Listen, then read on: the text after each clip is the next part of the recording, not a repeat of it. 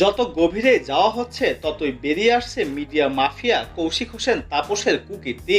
প্রভাব খাটিয়ে সঙ্গীতাঙ্গনে যেভাবে কুক্ষিগত করে রেখেছিলেন তার নজিরবিহীন সব অপকর্ম প্রকাশ্যে আসার পর তোপের মুখে পড়েছেন গান বাংলা টেলিভিশনের এই কর্ণধর ও সঙ্গীত শিল্পী।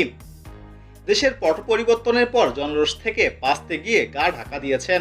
তবে সামাজিক মাধ্যমে তাকে ছেড়ে কথা বলছেন না সংস্কৃতি প্রেমী নেটিজেনরা।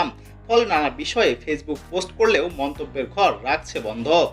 এক তদন্ত প্রতিবেদনে উঠে এসেছে তাপসের অপকর্মের চাঞ্চল্যকর তথ্য, যেখানে কেঁচো খুঁড়তে গিয়ে একের পর এক সাপ বেরিয়ে আসছে। শেখ হাসিনার সাবেক উপপ্রেস সচিব আশরাফুল আলম খোকনের প্রশ্রয়েই দেহ ব্যবসার জাল বিস্তার করেছিলেন তিনি। তাপসের সঙ্গে আর্থিক খাতের মাফিয়া সালমান এফ রহমানেরও সুসম্পর্ক ছিল।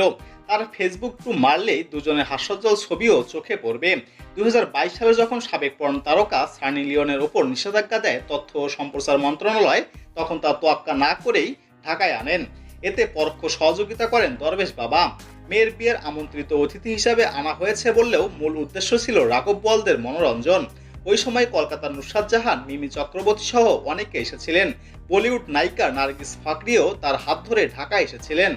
এদিকে তাপসের স্ত্রী ফারজানা মুন্নি ছিলেন স্বৈরাচার শেখ হাসিনার বিউটিশিয়ান।